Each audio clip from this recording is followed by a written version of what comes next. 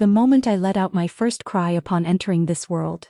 Strange ice blue daffodils suddenly sprouted and bloomed straight from my tender newborn skin.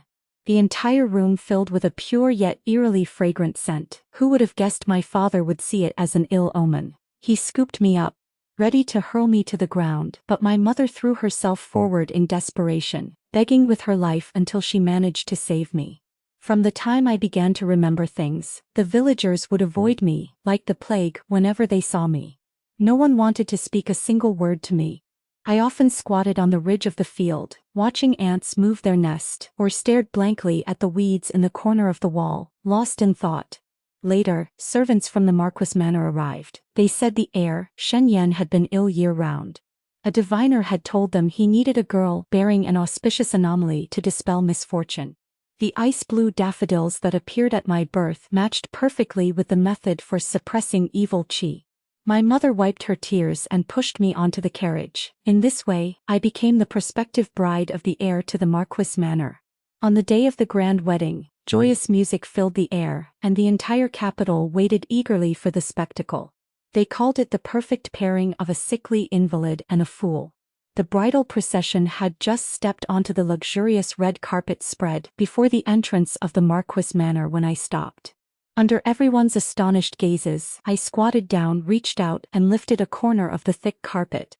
A plump, wriggling earthworm was busily digging away. My eyes lit up. I carefully picked it up, intending to tuck it into my sleeve.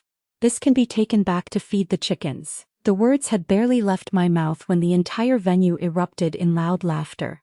"This new bride is truly mad. They say she's just a wild village girl carrying some demonic flower and evil aura. Sure enough, she is completely unpresentable, as expected of the idiot from the countryside digging for earthworms on her own wedding day." I paid them no mind. I tucked the plump earthworm into my bosom, dusted the dirt off my hands, looked up at the red veil covering my head, and reached up to yank it off in one swift motion. The red veil fluttered to the ground, revealing a face that couldn't be called peerlessly beautiful, but radiated the lively spirit of the mountains and forests. I blinked, gazing at the clouds in the sky, completely ignoring the mocking whispers around me. Those clouds looked just like the bird's nest in the old locust tree at the entrance of my village. The bridal escort party from my mother's side wished they could dig a hole and crawl into it right then and there. The mistress of the Marquis Manor, my mother-in-law, had a face so well maintained it had turned deathly green with rage. Inside the bridal chamber, with no outsiders present, only the heavy medicinal scent lingered in the air. And the heir Shen lay on the bed, his face completely bloodless. He kept his eyes tightly shut, his breathing faint and weak. His whole body looked drained of every last drop of vitality, like a hollowed-out shell. He reminded me of the old locust tree struck by lightning at the entrance of my village, terrifying to look at, but already rotting away inside. On my first day in the manor, Nanny Liu had been brewing ill intentions, eager to make things difficult for me.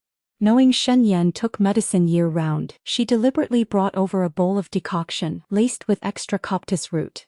With a sarcastic, passive-aggressive tone, she said to me, "Young madam, the heir's health is frail. Please feed him this bowl of medicine yourself.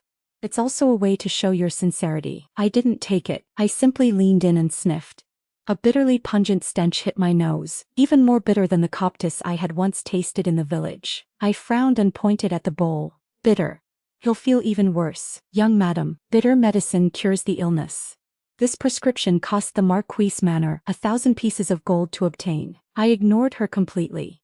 Carrying the bowl straight to the windowsill, I saw the priceless orchid pot sitting there, its leaves already turning slightly yellow and curling at the edges. Amid Nanny Lu's horrified scream, I tilted my hand and poured the entire bowl of medicine into the flower pot. "The flower is thirsty. This medicine might scare him, but it can kill the pests at the roots." "You've gone mad. This is the Marquis's treasured plant." Nanny Lu trembled with fury, ready to explode, when a cold voice suddenly rang out from inside the room. "Let her do as she wishes." I turned my head. At some point Shen had opened his eyes on the bed. His gaze was deep, like a starless night sky. Nanny Lu instantly fell silent and unwillingly stepped aside. This was the first time he had spoken since the wedding, and it was to protect a foolish bride like me.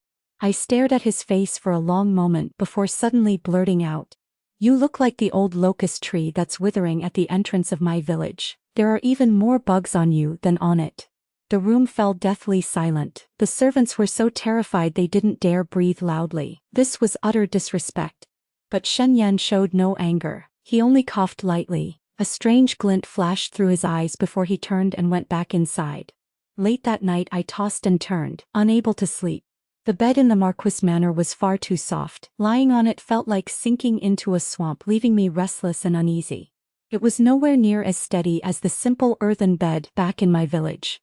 I spread the blanket on the floor, curled up into a tight ball, and was just about to drift off when footsteps woke me. I looked up.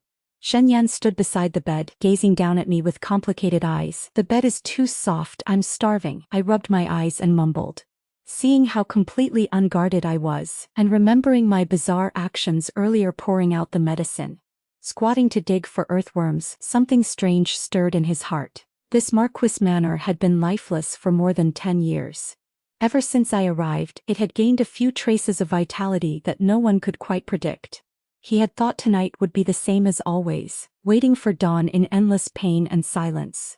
He never expected his new bride, the fool whose name was known throughout the capital, would be hugging her blanket and sleeping soundly on the floor of his room, the corner of her mouth even carrying a satisfied little smile. He fiddled with his sleeve and asked softly, "Are you truly a fool, or are you just pretending to be crazy?" No one answered him. Only the steady sound of my breathing filled the room. The dramatic scene of yanking off the red veil on the wedding day still circulated throughout the manor. The Marchioness saw me staring blankly at the sky all day long, and her expression grew uglier by the hour. She issued a direct order. I was forbidden from taking even half a step outside the heir's tranquil peace courtyard. It left me bored to death. The tranquil peace courtyard was planted with many rare and precious flowers and plants, all personally chosen by the Marchioness to help her son calm his mind and nurture his spirit. A cluster of peonies was in full bloom, its layered petals luxurious and overwhelming. The servants treated it like a priceless treasure. I squatted beside it, tilting my head to study it for half a day, then shook my head seriously and muttered under my breath, "Not pretty at all. Nowhere near as useful as white cabbage."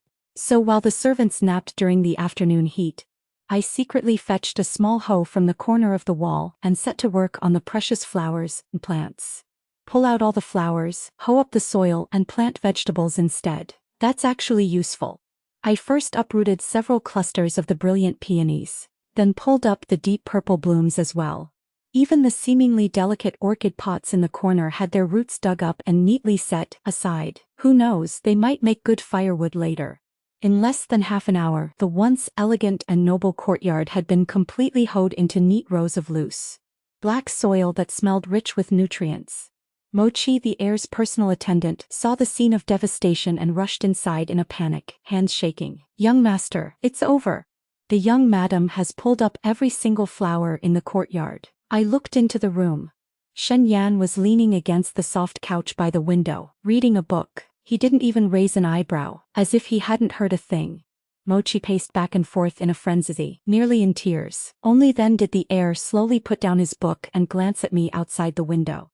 I didn't stop. I kept hoeing the soil with the small tool, sweat beading on my forehead. This way of swinging the hoe was something I had learned back in the village. Every stroke carried real strength, and the earth came up moist and fragrant. The courtyard had always been far too quiet, with hardly any sound at all. Now the rhythmic noise of hoeing made it feel much livelier. If I plant vegetables, I can eat what I grow myself later. Maybe it can even nourish the heir. His complexion is always so poor. Shen Yan watched me for a long time. I vaguely heard his breathing in his throat become a little smoother. He used to cough dryly all the time, carrying a stifled resentment. Now he wasn't coughing anymore. "Let her do as she wishes," he said, then picked up his book again. But I noticed that for half a day he still hadn't turned a single page. My heart relaxed completely. Knowing he wasn't angry with me, I hoed the soil with even more peace of mind. Before long I had sown the vegetable seeds I had secretly brought from my mother's house. Every seed was plump and full. A few days later I asked an old woman in the back courtyard to find me a few baby chicks. Their fluffy yellow down was soft, and they cheeped non-stop. I used bamboo strips to fence off a small coop in the corner of the courtyard and made them a home. Only then did the courtyard truly feel alive, no longer shrouded in deathly stillness. That day Shen Wanru from the second branch arrived with her maid, dressed in finery, to visit her cousin. The moment she stepped through the gate she covered her nose, her eyes full of disdain. I knew she had come to watch me make a fool of myself. Back in the village people had looked at me the same way. She swayed the shiny pearl bracelet on her wrist, claiming it was East Sea pearls that had cost 500 taels of silver. She walked closer, her voice dripping with sarcasm. "Cousin-in-law, what are you so busy with, collecting manure?" I was focused on using a small wooden scoop to move chicken droppings into a wooden bucket. "This is excellent fertilizer. Bury it and the vegetables will grow lush." Only when she spoke did I lift my head. A few smudges of mud were already stuck to my face. She looked even more disgusted. "A proper heir's wife of the Marquis Manor, yet here you are scooping chicken droppings. If word gets out, the entire Manor's face will be completely lost because of you." She reached out to drag me away, but her foot caught on a small stone. She pitched forward. The priceless East Sea pearl bracelets snapped, pearls scattering everywhere. The largest, brightest one landed with a plop right into the wooden bucket of chicken droppings beside me, sinking straight to the bottom.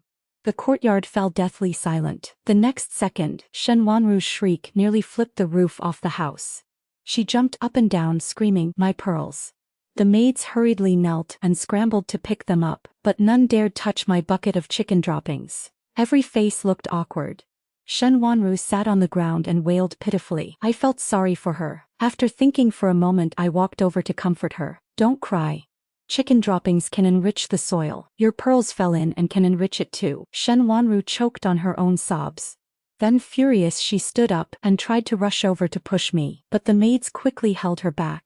She could only glare at me with hatred, before stamping her foot and storming off, clutching her half-collected pearls and her belly full of rage.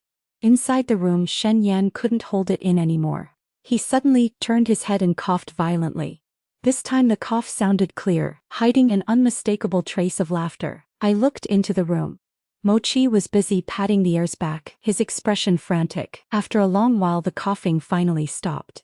I saw the heir wave his hand, signaling Mochi to withdraw. His gaze rested on me through the window. I couldn't read his expression clearly, only that his face seemed a little redder than usual. A while later a young servant boy came in carrying refreshments and a chair. He said the heir had specially instructed him to tell me to eat something and rest, and not to tire myself out. I rubbed my stomach. Indeed, I was a little hungry and sat down to eat. The baby chicks cheeped around my feet. I broke off a few pieces for them. Warmth filled my chest. The heir is truly a good person. He didn't stop me from planting vegetables, and he even sent me refreshments. From then on, my days were spent guarding the vegetable beds, eagerly watching for sprouts, while the baby chicks grew quickly.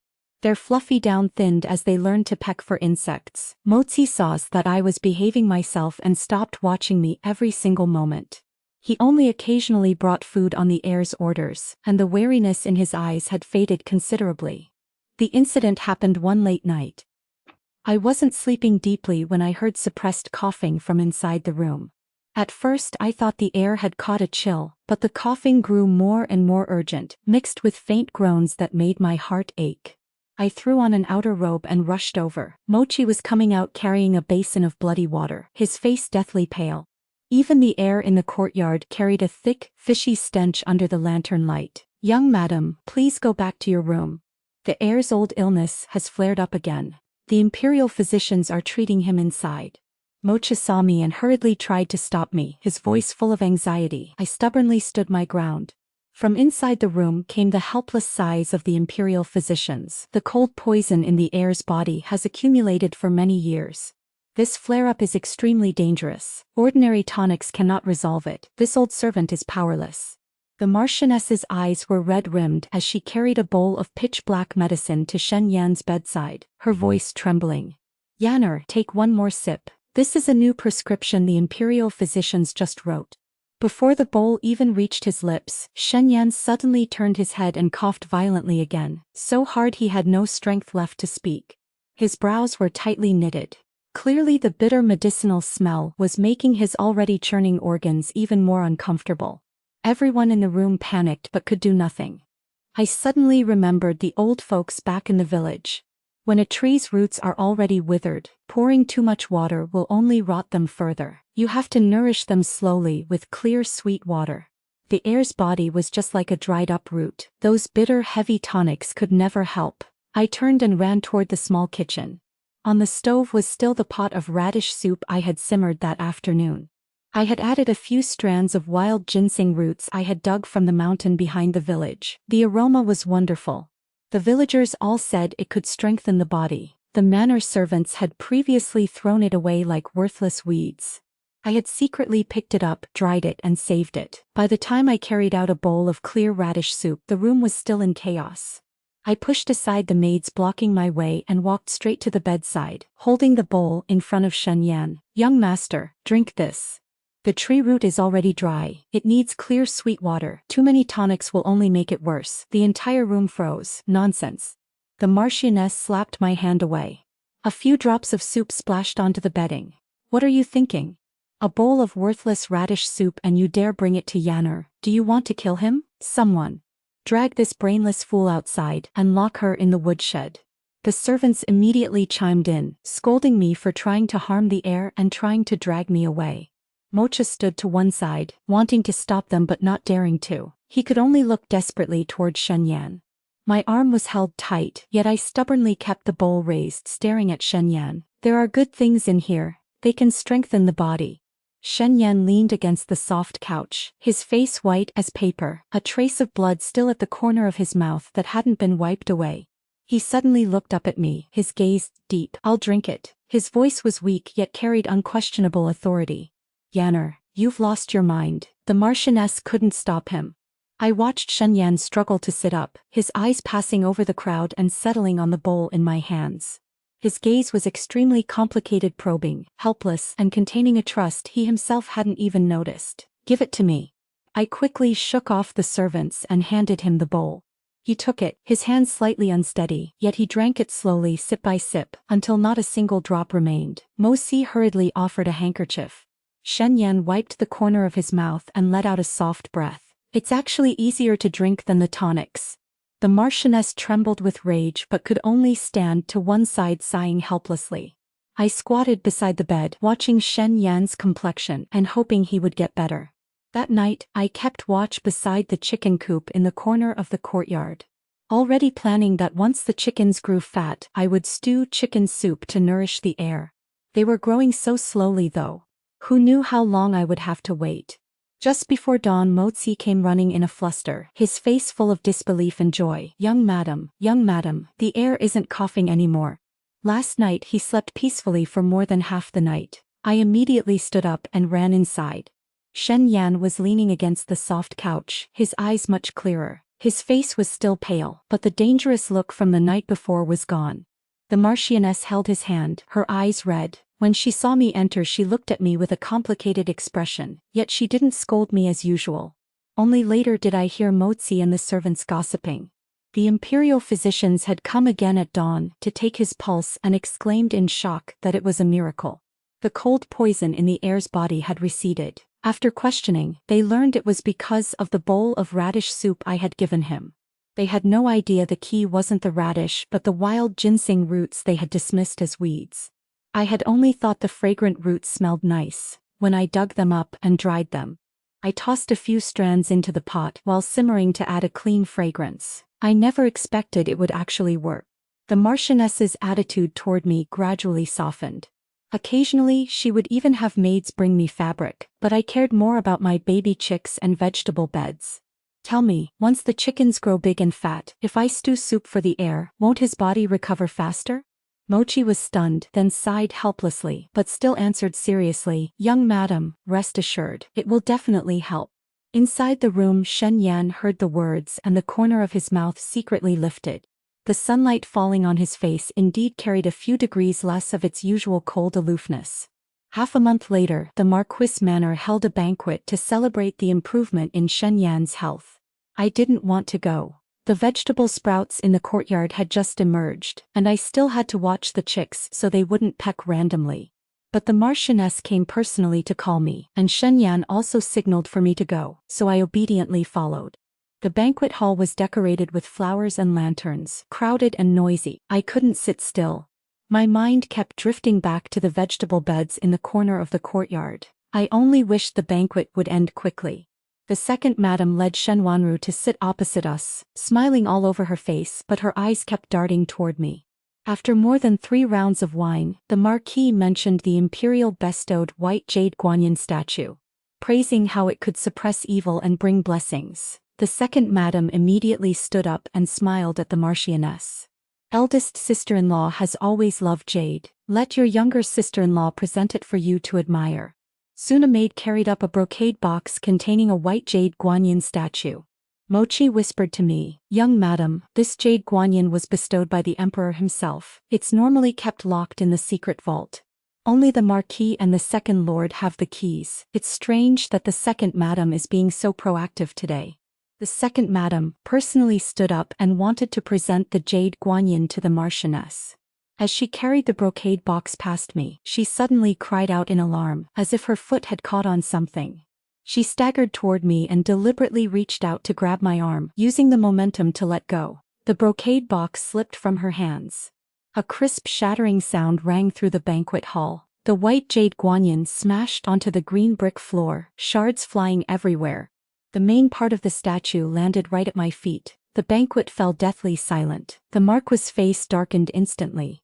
The second madam sat on the ground, one hand clutching her chest and the other rubbing her arm, wailing pitifully to the Marquis and Marchioness. "Marquis, your younger sister-in-law was walking perfectly fine. Who knew the young madam would suddenly reach out and pull my arm?" I lost my balance for a moment and dropped the box. "This is an imperial treasure. If the emperor investigates, our entire Marquis manor will be finished. What are we to do?"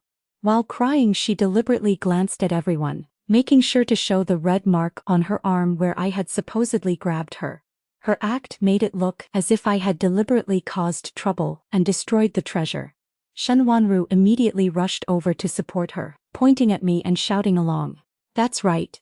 I saw clearly." The cousin-in-law reached out and pulled my mother on purpose. She must have seen how valuable the jade guanyin was, knew she couldn't have it, so she deliberately destroyed it and tried to frame my mother. She's a village idiot, with such a vicious heart. Most of the relatives and guests hadn't seen the details clearly. Seeing the second madam cry so convincingly and the red mark as proof, they began to chime in. Some advised the Marquise to handle it according to family law. Others said I should be handed over to the authorities to avoid implicating the manor. The servants didn't dare breathe loudly. Mosi broke out in cold sweat and leaned close to the Marquis, wanting to explain. "Marquis, the young madam was sitting still the whole time. She never reached out." Before he could finish, the Marquis's stern gaze cut him off. The Marquis was wary of the imperial treasure, and mindful that the second madam was his own younger sister-in-law. So he didn't want to expose her in public. He only wanted to suppress the matter for now. The Marchioness frowned, looking at me with a troubled expression. She wanted to say something but stopped. I wasn't panicked and didn't defend myself. I only stared fixedly at the second madam's sleeve. When she had stumbled past me, I had caught a strange bitter smell. It wasn't medicine nor food, it was acrid and unpleasant. I took a step forward and pointed at her sleeve. "There's a bitter smell on you. It's not fragrant at all." The second madam's face turned deathly pale. She instinctively covered her sleeve, her eyes darting in panic. "What nonsense are you spouting? That's the scent of my powder. What bitter smell? You're clearly trying to frame me." Her increasingly strange reaction actually made the surrounding whispers quiet a little. Right then footsteps sounded outside the door. Mochi cried out joyfully, "The heir is here." I turned my head. Shen had come in on his own, without anyone supporting him. He wore a white brocade robe, his complexion rosy, his eyes clear. Not a trace remained of the sickly weakness from before. "Yanner, why have you come? Your body has only just recovered. Sit down and rest," the Marchioness said anxiously. The second madam's face turned even uglier. Her voice trembled. "Heir you." Shen didn't even glance at her. His eyes swept over the shattered jade guanyin on the floor, then settled on me. He spoke clearly. "An imperial bestowed item has been damaged. The Marquis Manor will naturally take responsibility. But if anyone tries to use this incident to harm the heir's wife, I will be the first to disagree. Does anyone have objections?" His voice wasn't loud, yet it carried tenfold authority. The banquet hall fell silent as a grave. No one dared utter another word. Yanner, do you know this is an imperial treasure? The Marquis asked, low voice. Shen Yan lowered his head slightly, his tone calm but resolute. Your son knows. But compared to an imperial treasure, uncovering the hidden vermin inside the Marquis Manor is far more important. Everyone looked at one another in confusion, not understanding what he meant. I looked at the second madam's extreme panic and suddenly remembered that bitter smell. My mind cleared. I rushed forward and snatched the scented pouch from her waist. The bitter smell was clearly coming from it. What are you doing? She shrieked, trying to snatch it back, but the pouch had already fallen to the ground. The strings loosened. Red powder and dried flower petals scattered everywhere. It was the safflower I had seen in the village, along with fine powder that smelled exactly like the bitterness on the second madam. Mochi's expression changed. He knelt to examine it. Young master, this is oleander powder. It's poisonous. The second madam collapsed to the floor, trembling and unable to form a coherent defense. It's not mine. It's not mine. Someone framed me. Shen Yan walked over slowly, bent down to pick up the pouch, and looked at the second madam with icy eyes. Safflower activates blood circulation. Oleander drives out cold. Second aunt, I've been bedridden for years. So it was thanks to your devoted daily nourishment, was it? I was stunned. I turned to look at Shen Yan. He reached out and took my hand. My hand was still stained with mud from watering the vegetables that afternoon, but he held it tightly, his voice extremely solemn. A Yao is not a fool. Her intuition is sharper than anyone's. She is my lifesaver. He paused, his gaze sweeping over everyone. 3 years ago I already noticed something wrong with the medicine. I secretly investigated and discovered chronic cold poison in my body. I deliberately feigned illness and endured it. First, to numb the poisoner and force the mastermind behind the scenes to reveal themselves completely. Second, to quietly track the source of the poison and their accomplices. He turned to look at me, warmth filling his eyes. The wild ginseng in Ayao's radish soup not only coincidentally eased the cold poison accumulating in my body but also panicked the second branch. They saw my health improving and feared their years-long scheme would be exposed, so they hastily staged the Jade Guanyin plot to frame Ayao, eliminate her, and seize control of the Marquis Manor's household affairs and the water transport business. This was exactly the moment I was waiting for to cast the net. The second madam's face turned ashen. She could no longer utter a single word of defense. Shen Wanru cowered in fear to one side, not daring to speak. Everyone stood frozen in shock at the sudden reversal. The Marchioness's face turned cold as iron. She pointed at the second madam for a long time without speaking, then ordered the entire second branch locked down for investigation. I never imagined you would be so ruthless as to poison Yanner just to help your husband seize the main position. With the drama concluded, no one dared look down on me, the village fool turned heir's wife, any longer. Even the Marchioness's gaze toward me now carried a few degrees of genuine warmth. Shen Yan's health grew stronger every day. He even took the initiative to carry a small bucket of water to the vegetable beds to help me water them. His figure was still slender, but color had returned to his face and much of the gloom between his brows had dissipated. He wore a white brocade robe and squatted awkwardly yet seriously on the edge of the bed. I hurried over and snatched the bucket from his hands. Don't touch these heavy chores, let me do it. Shen Yan caught my hand instead, laughter in his eyes. It's fine, we'll do it together. The vegetables you planted are far more interesting than the calligraphy and paintings in my study. You're very good at it. The vegetables will like it. Mochi stood not far away, staring in a daze. He had probably never seen his young master do such rough work before. Before long the white cabbages I had planted grew lush and green, their leaves so plump they could be squeezed for juice. The green vegetables and radishes were fresher, and more tender than anything bought outside. The servants who had once laughed at me for scooping chicken droppings and spreading coarse manure now lined up to beg me for a few plants. First came Granny Zhang from the kitchen, looking at me shyly. Young madam, just looking at them makes one's mouth water. Could this old servant have a few to stew soup for the heir? I generously pulled up several white cabbages for her. Then the maids and young servants all came. Even the steward asked Mochi to put in a word so he could take some green vegetables home. While pulling vegetables I teased them. Weren't you all saying before that planting vegetables would make the Marquis Manor lose face? The lead maid blushed. This servant was blind. The young madam's vegetables carry spiritual energy and taste better than any mountain delicacy or seafood. I only found it funny. Spiritual energy? I just watered them every day, used chicken droppings for fertilizer, and tended them with care. One afternoon Shen Yan was writing in the study. I peeked in and saw the characters under his brush were strong and forceful, even more beautiful than the plaque outside the temple. I reached out, snatched several finished sheets, tucked them into my bosom, and dashed straight to the chicken coop. Shen Yan and Mozi followed behind, puzzled. Ah Yao, what are you going to do with the written paper?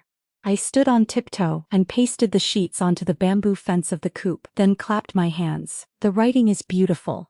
Pasting it here will suppress evil. The weasels won't dare come anymore. Shen Yan looked at the chicken coop, now covered in elegant calligraphy, and didn't know whether to laugh or cry. He walked over, sat down in front of the coop, and pointed at the bold, flowing characters. Teach me, what does this character mean? The afternoon sunlight was warm, baby chicks cheeped beneath our feet. Shen Yan's cool voice echoed through the small courtyard. Days like this felt truly peaceful.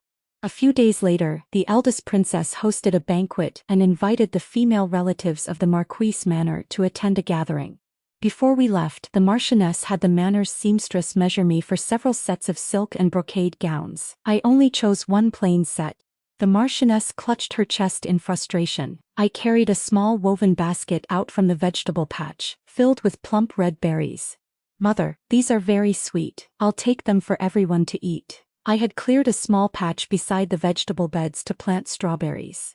They were perfectly ripe now, every berry round, red and sweet. When we arrived at the eldest princess's residence, the whole courtyard was filled with noble ladies and young misses from prominent families. Shen Wanru actually showed up too. It was likely because the second madam had begged the Marchioness to put in a good word, making an exception to let her attend the banquet. I only hoped she would know her place and not stir up any more trouble. Shen Wanru had toned down her usual arrogance, but she couldn't shed her vengeful nature. Seeing me in a coarse cloth dress and carrying a woven basket, she immediately came over with a mocking remark. Sister-in-law, did you just come back from the fields? Dressing like this to attend the banquet is far too improper. The other noble ladies nearby joined in with stifled laughter, their eyes full of ridicule. I ignored them completely and walked straight to the table, emptying the strawberries from my basket onto it. The fresh, vibrant red strawberries piled high on the white porcelain plate, their rich fruity fragrance instantly captivating everyone's attention. The eldest princess curiously picked one up and took a bite, her eyes sparkling. What kind of fruit is this? It's so sweet and refreshing in the mouth. This palace has never seen anything like it before. Your Highness, these strawberries were grown by my husband in the courtyard, I replied. Shen Wanru didn't believe it and picked one up to taste as well. Her expression changed immediately, and she could no longer utter any sarcastic words. Seeing this, the other noble ladies swarmed over to try them too. Everyone praised them endlessly. They crowded around me, asking how they were grown. Young madam, how exactly are these strawberries cultivated? Could you teach us? Our family has a garden too, and I'd like to grow some. The initial mockery had turned into eager flattery. Surrounded by everyone, I patiently explained the watering and fertilizing methods one by one. Unexpectedly, I had become the center of attention. While I was enthusiastically explaining, I suddenly felt someone tugging at my sleeve. Turning my head, I saw it was Shen Yan. He had arrived at some point without me noticing. His expression was indifferent as he grabbed my wrist, his voice carrying a tone that brooked no argument. Come with me. He pulled me to a less crowded spot. What is it, Your Highness? I haven't even finished distributing all the strawberries yet. Shen Yan stared at the area where I had been surrounded by the crowd, his brows slightly furrowed. Don't get too close to them. His grip on my hand tightened slightly, his eyes holding an emotion I couldn't quite decipher, like he was afraid someone would snatch me away. I felt around in my pocket and found one strawberry left, offering it to him. It's really sweet, try it. Shen Yan took the strawberry, but didn't eat it right away. He simply lowered his head to look at me, the hint of sulkiness in his eyes gradually softening into tenderness. Sweet? After returning from the eldest princess's residence, my strawberry plants became treasures in the Marquis Manor. Even the Marchioness sent people to bring 2 pots back to her own courtyard to tend to them. However, the second madam's side, though confined, refused to stay quiet. Shen Wanru would occasionally catch sight of me from afar, her eyes still filled with hatred. She would hide behind corridors and secretly glare at me. I paid it no mind and focused only on tending to my vegetable beds and strawberry patches. Seeing that the radishes in the field were almost ripe, I went to check on them several times a day. One early morning, just as the sky was beginning to lighten, I carried a small basket out to the vegetable field. As soon as I reached the radish bed, I sensed something was wrong. The soil in the western section where the radishes were planted looked darker than the rest, with a faint grayish tint. Approaching closer and sniffing, besides the usual rich earthy smell, there was a strange, extremely unpleasant odor. The earthworms that normally wriggled up to breathe were nowhere to be seen today. The young green radish shoots that had just sprouted had yellowing tips on their leaves, looking unhealthy. I sat down and rubbed a bit of the soil between my fingertips. It felt slightly astringent. There was definitely something wrong with this soil. This was the same appearance as when village fields back in my original world were sabotaged. If crops were planted here, they would either wither or rot. My heart was as clear as a mirror. It must be someone from the second madam's side who couldn't accept it and had secretly sprinkled poison on my vegetable field. Wanting to destroy my crops, Mochi happened to arrive carrying breakfast at that moment. Seeing me staring fixedly at the muddy soil in a daze, she was quite surprised. "Young madam, what's wrong?" I shook my head, brushing the dirt off my hands. "Nothing. The soil is a bit dry." I had no intention of reporting it. The second madam's side was already under house arrest. Making a big fuss would only cause chaos in the Marquis Manor and trouble Shen Yan. Matters in the fields should be handled with the methods of the fields. There was no need to involve him. I returned to my room and soon came back out carrying a small basket and 2 wooden buckets. Carefully, I dug up all the contaminated soil where the powder had been scattered and put it into 1 wooden bucket. Then, from the other end of the vegetable field, I dug up healthy black soil to fill it back in. I picked up the bucket of spoiled soil and headed straight for the second madam's courtyard. In the courtyard, rare orchids were in full bloom. Confined as she was, the second madam was in a foul mood, using scissors to trim the flower branches as if venting her anger. "What are you doing here? Get out." The second madam's face twisted with rage the moment she saw me. I ignored her and walked straight to the most valuable potted flowers, tilting the bucket. With a whoosh, the pile of poisonous black soil poured out, burying half the flower stems. "You!"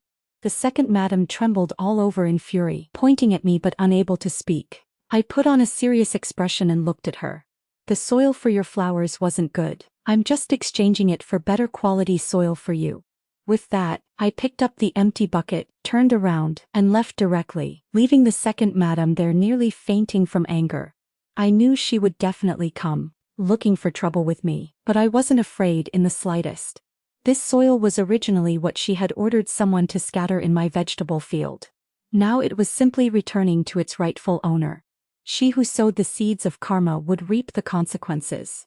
Sure enough, that afternoon, the second madam was helped by a maidservant to the Marchioness to lodge a complaint. She cried pitifully, saying that I had deliberately destroyed her precious orchids and even added fuel to the fire by claiming I disrespected my elders and had a vicious heart. Although the Marchioness was somewhat skeptical, she still sent someone to summon me for a confrontation.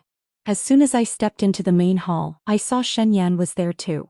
He leaned back in his chair with a calm expression, as if he already understood everything. "Ah Yao, why did you destroy the second madam's flowers?" the Marquis asked. "She sent someone to sprinkle poisonous soil into my vegetable field, wanting to ruin my crops.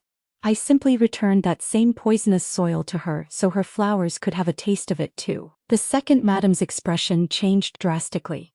She shrieked in denial, "You're lying. When did I ever send someone to your vegetable field?" I said nothing more and simply looked at Shen Yan. Shen Yan raised his eyes and swept a glance over the second madam. His voice was calm but carried an undeniable pressure. "Second aunt, please return to your courtyard to rest first. Ah Yao has never done anything without reason." Though unwilling, the second madam was suppressed by Shen Yan's gaze. She could only glare at me hatefully one last time before storming off in anger. She probably never expected that the excuse she came up with would instead become evidence against her later. That night, screams and chaos erupted from the second madam's courtyard, like chickens flying and dogs jumping. I leaned by the window and caught a few words. It was the second madam crying over her flowers, saying that all the precious blooms in the entire courtyard had withered and turned black overnight, their leaves completely rotten. Then came the maidservant's terrified cries. The second madam is covered in red rashes all over her body. It's so itchy and painful. The Marchioness immediately summoned the imperial physician. I didn't go out to watch the commotion and slept soundly through the night.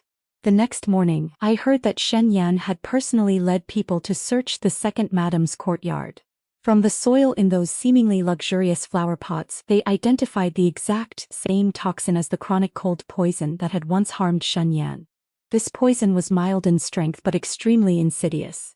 Not only did it silently destroy all the flowers and plants in the courtyard, but more dangerously, contact with the skin would cause red rashes. If exposed for a long time in an enclosed space, the toxicity would gradually seep into the bloodstream. Combined with the old cold poison in Shen body from years ago, a mild case would damage his foundation and confine him to bed, while a severe case would quietly claim his life. The second madam's side's ambitions were now fully exposed.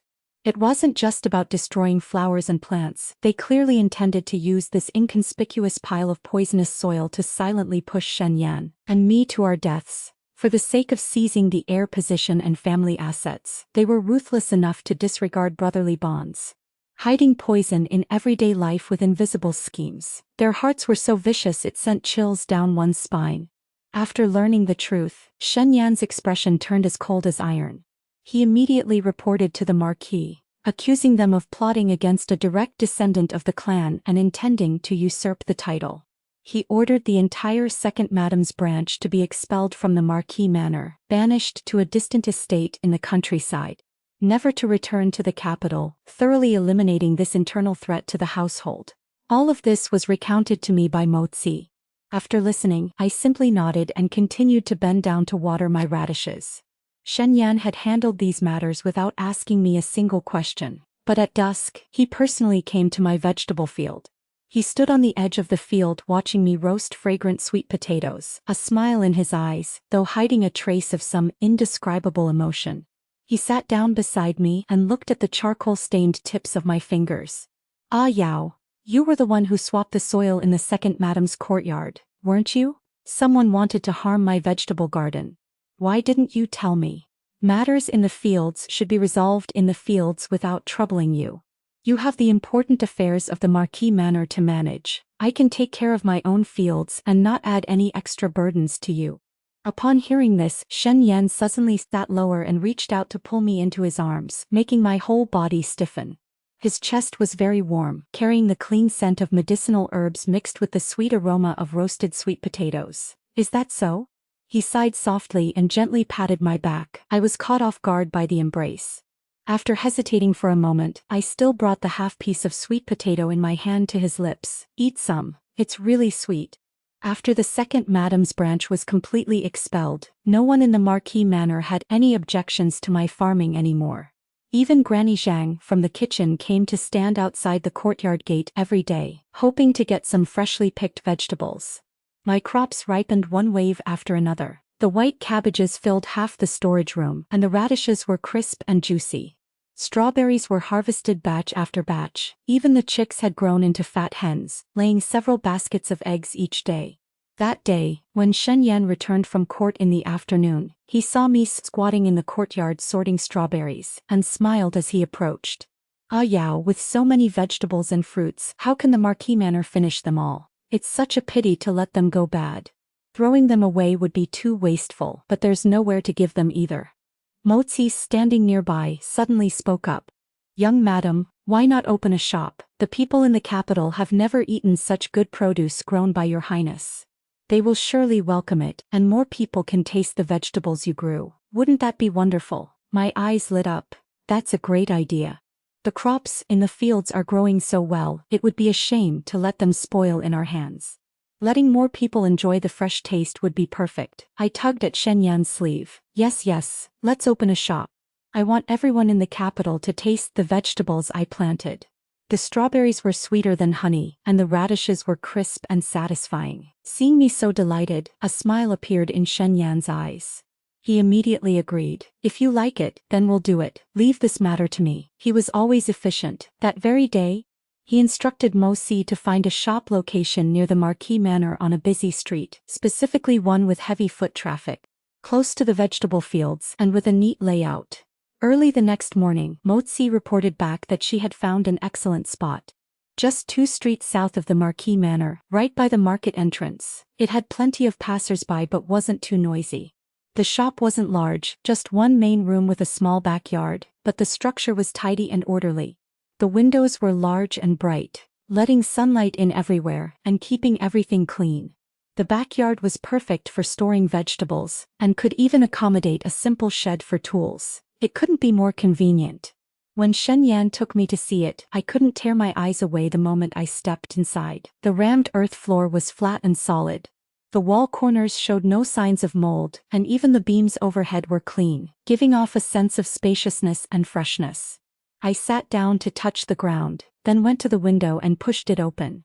The bustling sounds from the market and the fresh scent of grass and trees wafted in, filling my heart with peace. This was the place. It was perfect. Transporting vegetables here would be convenient, and customers could easily stop by. Seeing that I was satisfied, Shen Yan immediately negotiated the transfer with the previous owner. With swift action, the procedures were completed. He then had people clean it thoroughly, hired carpenters to build several sturdy wooden shelves, and placed a small wooden table by the window for me to weigh the vegetables and collect payment from customers. What I was most pleased with was the shop sign. I asked Mo Si for brush and ink, pondered for a long time over a sheet of Xuan paper, and carefully wrote 4 characters, Heian Vegetable Garden. My calligraphy wasn't particularly elegant, but it carried the robust strength of a farmer. He was my name, and also represented the harmonious crops growing from the earth. Anne expressed my wish for peaceful days, stable business, and good health and fortune for everyone who ate my vegetables. Before the opening day, I led the maidservants in sorting and carefully arranging the freshly harvested vegetables. The green cabbages were bundled into small bunches, the radishes carried fresh soil, the strawberries were placed in woven baskets, and even 2 jars of my homemade pickled vegetables were displayed in the corner of the shop. Shen Yan was afraid I would get tired and stayed by my side the whole time, helping me set up the shelves, wipe the counters, and set reasonable prices, not too high, so that ordinary people could afford them. On the opening day, as soon as the sky brightened, the shop was already surrounded by people. Passers-by saw that it was a vegetable shop opened by the heir apparent's wife from the Marquis Manor and were curious.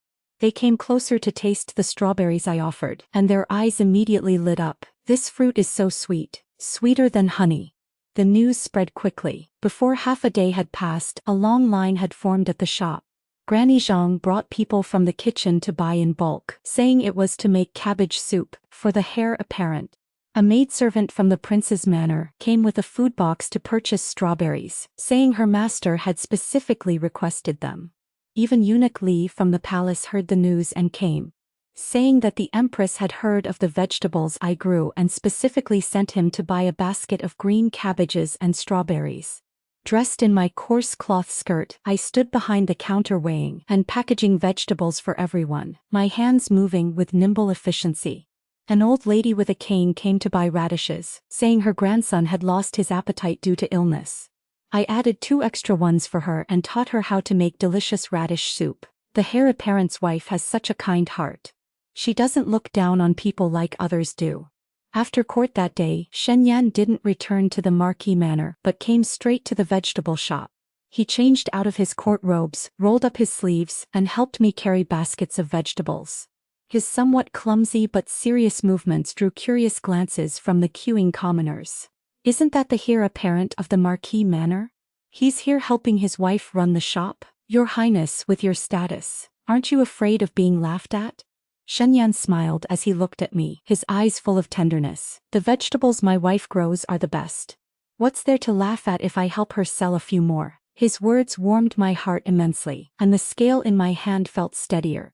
In the days that followed, the reputation of Heian Vegetable Garden grew greater and greater. Every morning when the sun was high, commoners would already be lining up in front of the shop. They said our vegetables were fresh, the prices fair, and eating them made one feel satisfied and full of energy. The line stretched all the way to the end of the street. Laughter and chatter mixed with the fresh scent of vegetables, making it even livelier than a temple fair. Someone took the bunch of green cabbages I handed them and couldn't help asking curiously, "Young madam, your vegetables are so fresh and full of moisture. With so many people lining up every day to buy them, shouldn't you raise the prices? Why do you still sell them at such reasonable prices?" I smiled and wiped my hands. Vegetables grow from the earth, they're not worth that much money. As long as everyone enjoys eating them, that's good enough for me. I was too busy to handle everything alone, so Shen helped me select a few quick-witted and honest servants to assist. I also set up a small wooden table in front of the shop, cooking some vegetable porridge and brewing strawberry tea to offer for free. Teaching people how to choose tender vegetables, and how to use chicken and cow manure for fertilizer. Seeing me happy every day, Shen smiled more often. After court he would come to the shop to help me clean up and collect payments. Sometimes he even joined me in the fields to harvest vegetables. Watching you farm and sell vegetables, you're even more skilled at it than I am handling court affairs. I patted the pile of freshly harvested green cabbages in the basket, my heart filled with certainty. It turned out that relying on my own 2 hands to turn field crops into food on people's tables brought such joy.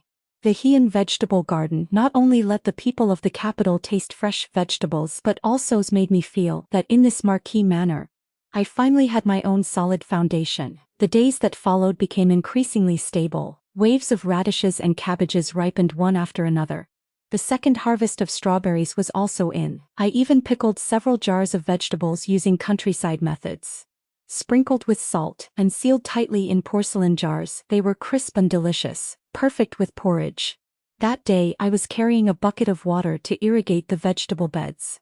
Looking at the young cabbage sprouts covered in water droplets, my heart felt incredibly at ease. Mochi rushed in, his expression a mix of shock and joy. "Young madam, someone has come from the palace.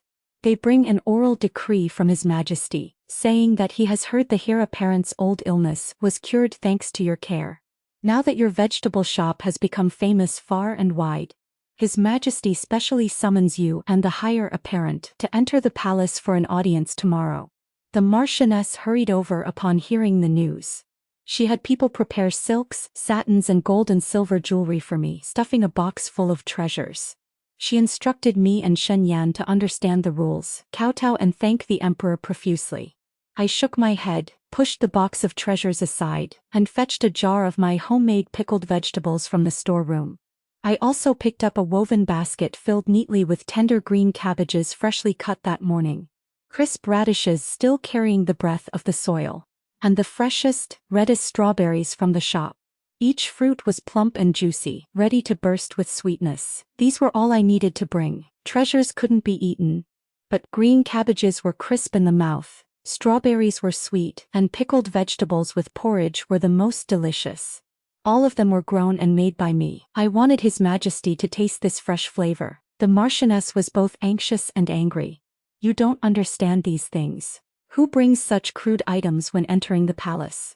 Shen smiled and stopped her, reaching out to help me adjust the ties on the basket so the strawberries wouldn't fall out. "Mother, just let Ayao bring them. His Majesty has never liked empty formalities. Ayao's sincerity is the rarest thing." He helped me wrap the jar of pickled vegetables securely, carefully placed it in the basket, and then straightened my clothes. "Don't be afraid.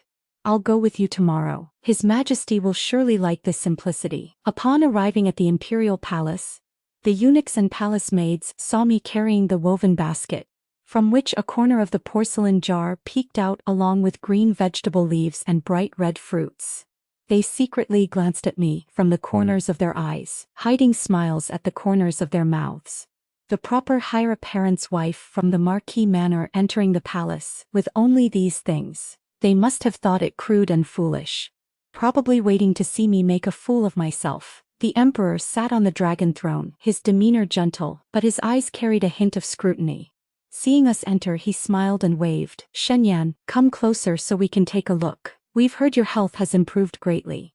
Indeed, you look quite well. Shen led me forward to pay respects. The emperor's gaze immediately fell on me. It was no longer the polite glance given to an ordinary heir apparent's wife, but a thorough look from head to toe, filled with curiosity and appreciation. So this is the heir apparent's wife?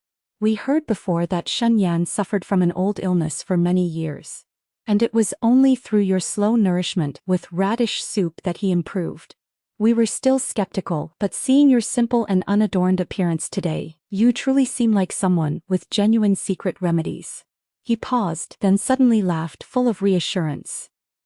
We've also heard that you opened a heian vegetable garden near the Marquis Manor, and business is thriving. Yes, your majesty, it is true.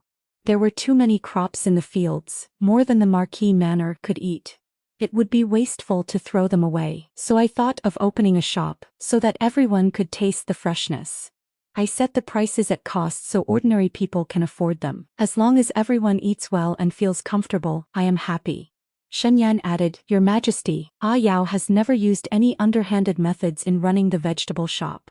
The vegetables are harvested and sold the same day, never short-waited, and she even gives extra to the elderly, children, and those in difficult situations. The common people in the capital all say that heian shop doesn't sell vegetables, it sells full bellies.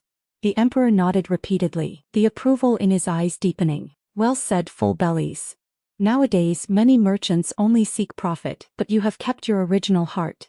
You understand farming and are skilled at business, yet you disregard empty glory. Truly rare. As he spoke, his gaze naturally fell on the basket in my hands, his curiosity growing stronger. The things in your basket must be what you want us to taste. There are vegetables, fruits, and a jar quite different from the usual precious tributes from others. I handed over the basket and replied calmly, Your Majesty, inside are green cabbages freshly picked this morning, crisp radishes, and the shop's best-selling strawberries, all fresh produce grown from the earth. That jar is pickled vegetables I made myself. They're the most delicious with porridge. I don't have other rare treasures to offer your Majesty. I only wish for you to taste these real flavors. As soon as these words were spoken, the eunuchs and palace maids in the hall suppressed their smiles. Even the court officials showed looks of astonishment. They had probably never seen anyone present the emperor with garden produce like this. The emperor, however, showed no displeasure at all. Instead, his interest grew even stronger. He immediately ordered people to bring bowls, chopsticks, and white porcelain plates. We have been wanting to try these vegetables that have the entire city lining up to buy them. What do they really taste like? The eunuch skillfully sliced the radishes thinly, arranged the strawberries on a small plate, and served the pickled vegetables on another. The emperor first picked up a piece of green cabbage. It was crisp and tender with a refreshing taste. After chewing a couple of bites, he nodded. Indeed, fresher and more refreshing than the heated vegetables in the imperial kitchen. He then picked up a strawberry and took a bite. Sweet juice burst across his tongue. This fruit is sweet without being cloying. No wonder the common people flock to buy it.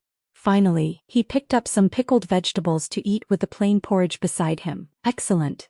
This pickled dish is the most appetizing. It suits our taste better than any delicacies from land or sea.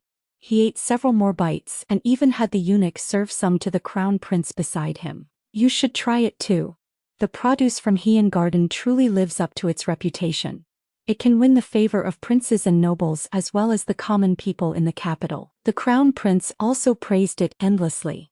No one in the hall dared to mock anymore. Everyone showed expressions of awe. In an excellent mood, the emperor immediately ordered a reward of 100 taels of gold for me, along with bolts of silk and satins and a box of rare treasures. When the eunuch carried the rewards forward, they glittered dazzlingly, leaving the court officials stunned. Who would have thought a jar of pickled vegetables could be exchanged for such generous rewards? I didn't look at the pile of treasures. Instead, I looked up at the emperor and asked earnestly, Your Majesty, I do not want these things. I heard there is a piece of unused land in the western part of the imperial flower garden. Would you grant it to me to plant potatoes? If I can grow a lot, it can provide more fresh vegetables for the palace. And my shop will have additional goods so the common people can enjoy them too. Everyone in the hall was shocked. Even Shen Yan turned to look at me, his eyes filled with an irrepressible smile. The emperor was stunned for a moment, then burst into hearty laughter, laughing so hard he nearly doubled over. Planting potatoes? Ha ha ha ha, excellent. What a wise heir apparent's wife. You seek neither gold nor silver, only to farm the land, and even think of the palace and the common people. Such character is truly rare. We approve. We also confer upon you the title of Commandery Princess Heian. That piece of land in the Imperial Flower Garden shall be under your management. No one is allowed to interfere. In the future, the palace will purchase more vegetables from Heian Garden so that the Imperial Kitchen can also learn these real flavors. I hurriedly kowtowed in thanks, my heart bursting with joy. This way, I could plant even more vegetables. The eunuchs and palace maids who had secretly mocked me earlier now bowed their heads respectfully, not even daring to breathe loudly. Later, when I left the palace, I encountered quite a few officials' wives and noble madams. They had previously thought I was a foolish country bumpkin. But now they all curtsied properly and greeted me as Commandery Princess with utmost respect. Upon returning to the Marquis Manor, Shen Yan looked at the box full of gold, silver and treasures. He reached out to pinch my nose playfully. "Oh Yao, you are now a Commandery Princess, even richer than me." I hugged the pile of gold and stuffed it into Shen Yan's arms. "Here, it's all for you. You had to drink medicine when you were sick before. Even though you're better now, we should keep some in reserve. Also, to buy good paper for writing. Your calligraphy is beautiful, but the old paper on the walls is worn out and needs replacing. This gold is enough. In my heart, no matter how precious gold is, it can't compare to your healthy body or your beautiful handwriting." Shen Yan held the pile of gold, his eyes full of tenderness as he pulled me into his embrace. "Silly Ah Yao, having you here is better than anything else." He lowered his head and kissed my temple. Sunlight streamed through the curtains, illuminating us both. The warmth of the gold in his arms couldn't compare to the warmth of his embrace. The news of my becoming Commandery Princess Heian spread throughout the capital. Business at Heian Vegetable Garden became even hotter. Not only did commoners line up to buy vegetables, but orders from princes, nobles and aristocrats were booked until next month. Even the palace purchases became routine. Every time Eunuch Li came, he would smile and say, "The vegetables from the Commandery Princess are always highly praised by His Majesty. The Imperial Kitchen eagerly awaits your fresh deliveries every day." But tall trees catch the wind, and this prosperity made quite a few people green with envy. At first, there were private discussions among some officials' families, saying that the Commandery Princess losing face by running a shop disgraced the Marquis Manor. The first one to jump out was the owner of Prosperity Pavilion in the Western City, Boss Wang San. He used to make a fortune by supplying fruits to noble families. Since Heian Garden opened, his business had dropped by more than half. Early that morning, Wang San brought several thugs to block the entrance of the shop and kicked over a basket of strawberries. The plump fruits rolled all over the ground, covered in dirt. "What Commandery Princess, opening this shabby little shop? I think your vegetables must be grown using sorcery to be so popular. Otherwise, how could they be welcomed like this? Customers who bought vegetables from you and ate them at my place ended up vomiting and having diarrhea. You owe us an explanation." The thugs chimed in, shoving the shelves and causing them to tilt, making the queuing commoners back away in fear. I sat down to pick up the strawberries from the ground, feeling a pang of distress. I looked up at him coldly. "All my vegetables are grown by my own hands, properly watered and fertilized. I've never used any shady methods. If you say someone got sick after eating them, have that person come forward to confront me directly. Don't spout nonsense here. Just because you're a country girl doesn't mean you can talk back to me." Wang San reached out to push me, but Mo Si rushed over in time to stop him. "Boss Wang, don't be rude. The young madam is the Commandery Princess personally conferred by His Majesty. Causing trouble and making a scene like this, aren't you afraid of being punished?" "Afraid of what? She's just a farmer.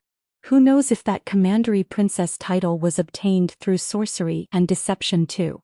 As soon as he finished speaking, someone in the crowd retorted, "I eat vegetables from Heian Garden every day, and my body is perfectly healthy. There's no such thing as getting sick. Boss Wang is simply jealous. His shop's vegetables are expensive and not fresh. No one goes there anymore." The old lady I had helped before even stepped forward with her cane, pointing at Wang San. "You black-hearted thing. The commandery princess kindly taught us how to grow vegetables and even gave free vegetable porridge to my grandson. How can you slander her? The commoners all chimed in agreement. Wang San's face turned green and white by turns. At that moment, Shen Yan came galloping in on horseback. He had just returned from the morning court session and heard that trouble had broken out at the shop. His face darkened with a terrifying intensity. He dismounted and strode straight to my side, gently brushing the mud from my hands. Then he turned to Wang San, his voice heavy with authority. Old boss Wang, you fabricated rumors slandering a commandery princess personally conferred by the imperial court and deliberately sabotaged my shop. Do you understand the crime you've committed? Wang San's legs turned to jelly the instant he saw Shen Yan was serious, but he still tried to argue back. I didn't make anything up. There really was a customer who ate the vegetables and then felt unwell. Oh, who was it? When? Where? Did an imperial physician diagnose them? Shen Yan pressed. If you can't produce any evidence, that's the crime of deceiving the emperor and offending your superiors. We'll report it to the Shuntian prefecture and ask the prefect himself to investigate personally. While he's at it, he can also look into where you've been the past few days and find out exactly who's pulling your strings. Wang San was so terrified his soul nearly left his body. With a heavy thud he dropped to his knees. Heir apparent, spare my life. I was muddle-headed for a moment. A few days ago, a stranger came to me and offered 50 taels of silver. He told me to stir up trouble and said he was an old servant from the second branch of the Marquis Manor, who had been hiding in the capital for a long time. All I had to do was ruin the commandery princess's reputation. The Shuntian prefecture officials arrived swiftly, hauled Wang San and his hired thugs away and began investigating the remnants of the second branch. They captured several people who had been fanning the flames. Once the common folk saw the truth laid bare, they flooded into the shop to buy vegetables, all of them saying they wanted to support the honest and kind-hearted commandery princess. I had the stall rearranged and even handed out extra strawberries for free. The shop grew even livelier than before. Yet the storm had not completely settled. A few days later, new rumors began spreading through the capital. That country bumpkin of a girl. What right does she have to open a shop and earn a fortune? And she was even conferred a title by His Majesty. She must have used some bewitching trick to seduce Shen Yan and the emperor. The gossip spread wider and wider. Even some ordinary citizens who didn't know the full story started pointing fingers.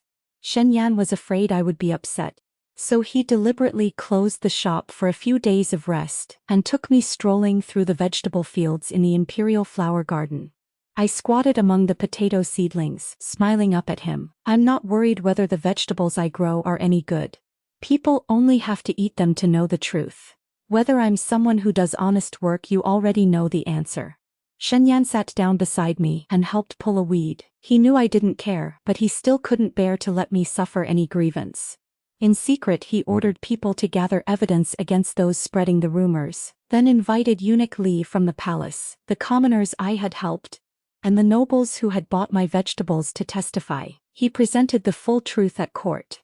When the emperor heard the report, he personally issued an edict praising my honesty and simplicity, declaring that taking farming as the foundation made me a model for the realm. He also bestowed a generous amount of high-quality farming tools and seeds so I could tend the imperial garden fields properly. The moment the edict was announced, every rumor vanished like smoke. The reputation of the Heian vegetable garden soared even higher. Some people even traveled all the way from the outer city just to buy vegetables, saying, "Eating vegetables grown by the commandery princess brings good fortune." I continued stocking the shop every day as usual. But in my heart I understood even more clearly. No matter how much imperial favor I received or how much fame I gained, in the end I still had to rely on my own two hands to live, just like the crops in the fields. Only by tending them with care could they grow lush and strong. Once business at the shop had stabilized, I handed the daily operations over to the hired help and devoted more time to caring for the gardens. Shen Yan even granted me full authority over the empty plot inside the imperial flower garden. He sent over the finest tools, even choosing lightweight wooden barrels for watering. Day after day I immersed myself in the imperial garden and the Marquis Manor fields, busily sowing potato seeds. Shen Yan would come find me the moment court ended. Sometimes he helped pull weeds. Other times he simply sat on the ridge and watched me work. The days passed sweeter than roasted sweet potatoes. Such peaceful times gradually let me forget the hardships of my village days. But some things from the past could never truly be escaped. That afternoon, I was squatting in the Marquis Manor vegetable field planting potatoes when Mosi came running over, his expression troubled. "Young madam, there's a woman at the manor gate demanding to see you. She claims to be your birth mother. She's crying and screaming, insisting that now that you're rich and noble, you should acknowledge her." The two words "birth mother" struck my heart like two blocks of ice. The small trowel in my hand clattered to the ground. My fingertips turned icy cold before my eyes. An uncontrollable image surfaced, the dim earthen hut of my childhood. My mother always shielding me behind her back, softly pleading while my father hurled curses. Yet she was also the one who, with reddened eyes, had pushed me onto the carriage bound for the Marquis Manor, pressing half a corn cake into my hands as she choked out, "Ah Yao, live on."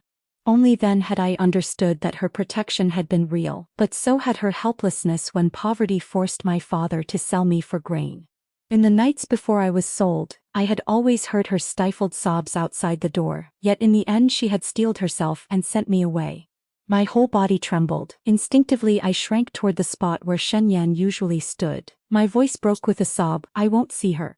Tell her to leave." But before Mozi could turn away, a familiar piercing wail erupted from the manor gate, loud enough to pierce the heavens. I bit my lip, a storm of fear, panic and indescribable bitterness swirling inside me. At that moment a pair of warm hands gently clasped my wrist. It was Shen Yan. He had already left court without my noticing. His eyes were filled with worry as he soothed me softly. "Don't be afraid, I'm here. We'll go see her together. If you don't want to meet her, we'll send her away." Shen Yan led me to the manor gate. There we saw a woman clinging to the doorframe and weeping. She wore a patched, coarse cloth dress, her yellowish hair disheveled, her face weathered and gaunt. It was my birth mother, Liu Shi. The moment she saw me, her eyes lit up. She broke free of the servant's restraint and lunged forward to grab my hand, only to be blocked by Shen Yan. Liu Shi staggered and collapsed onto the ground, slapping her thigh as she wailed. Her cries shook the sky, laced with shame and naked greed. "Ah Yao, my poor ill-fated daughter, you've finally agreed to see your mother. That year I had no choice, your father was greedy for money. Someone from the Marquis Manor came saying they wanted you to marry the heir apparent for good fortune, and promised silver. Your father agreed on the spot. I knew you were afraid of strangers, so I cried and begged him, but I couldn't fight him. Still, the Marquis Manor is a wealthy and noble house, better than starving and freezing in the village. At least you'd have a way to survive." There was a grain of truth in her words, yet she conveniently omitted how she had half pushed and half accepted the arrangement herself. She stole another glance at the brocade robe on Shen Yan and the grandeur of the Marquis Manor. The greed in her eyes was impossible to hide. Her wailing gradually changed tone. "All these years I've thought of you every day and cried every night. My hair has gone completely white. Your father died last year, and now it's only me left in the house. I can't survive any longer. Ah Yao, you're a commandery princess now, living in wealth and honor. You can't forget your mother. Give me some silver and take me into the manor to enjoy blessings. I'll wash clothes, cook, and serve you and the heir apparent." I hid behind Shen Yan, clutching the hem of his robe. My head hung low, my eyes full of fear and confusion. The old grievances and unease came flooding back. Yet, when I saw the white strands at her temples and remembered how she had once taken a blow meant for me, I couldn't bring myself to speak any heartless words. Seeing me remain silent, Liu Shu wailed louder and crawled forward on her knees, reaching for the hem of Shen Yan's robe. "Heir apparent, I beg you to pity this old woman and let Ah Yao acknowledge her mother. That year I was forced to." Shen Yan gently pushed her hand away. His voice was calm yet carried unquestionable authority. "Madam Liu, you protected Ah Yao once, and for that kindness I will show you respect. But in the end you still accepted your husband's decision. Today she is my lawful wife, the Heian Commandery Princess personally conferred by His Majesty, and she has me to protect her." He turned to Mochi. "Bring 100 taels of silver." Moments later Mochi returned carrying a heavy pouch. Shen Yan placed it in front of Liu Shi, his tone cold yet solemn. "These 100 taels are first to thank you for protecting Ah Yao that year, and second to sever the parent-child bond from the past. From this day forward, you and Ah Yao have no further connection. She is not an object you can sell for money." She is my rightful heir consort, the Heian commandery princess conferred by His Majesty. If you dare come to the Marquis Manor to cause trouble again, or go outside, boasting and clinging to her name, do not blame me for being ruthless." Lu Shi's eyes gleamed the instant she saw the silver. She snatched the pouch and clutched it tightly to her chest. Her wailing stopped at once. She stared at the money for a long time, then looked up at me with a flicker of hesitation. In the end she gritted her teeth, stood up clutching the silver, and left without another word, hurrying away as if afraid Shen Yan would change his mind and snatch it back. That retreating figure was hasty and frantic, showing not the slightest reluctance, only the urgency of someone who had finally gotten her hands on money. Just then a chorus of honking rang out. The flock of white geese I had raised came waddling over in formation. I had brought their eggs from the village and hatched them myself. Now they were big, strong and usually gentle, but fiercely protective of their owner. Seeing Lu Shi earlier trying to pull and grab at me, the geese grew uneasy. They circled protectively around me, and stretched their necks toward her retreating back, honking several loud warnings as if telling her never to return. Startled by the geese, Lu Shi clutched the silver tighter and ran even faster, vanishing in the blink of an eye. I stood there watching her figure disappear completely. The heavy stone that had pressed on my heart for years suddenly fell away. All the lingering expectations and attachments had shattered the moment she grabbed the silver and fled without looking back.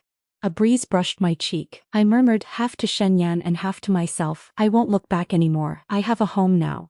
Back in the village I had only my mother's protection, living by my father's moods, always afraid of being beaten or scolded. Now I had Shen Yan to shield me, a warm little courtyard, my own vegetable fields and my geese. This was truly a home that belonged to me. Shen Yan turned and gently pulled me into his arms. He could feel me still trembling faintly.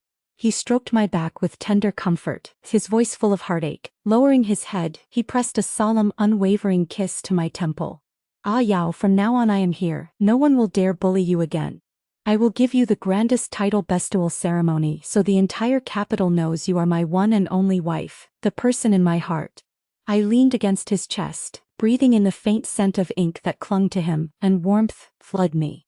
So this was what it felt like to be protected, to have a home to rely on. It was this wonderful.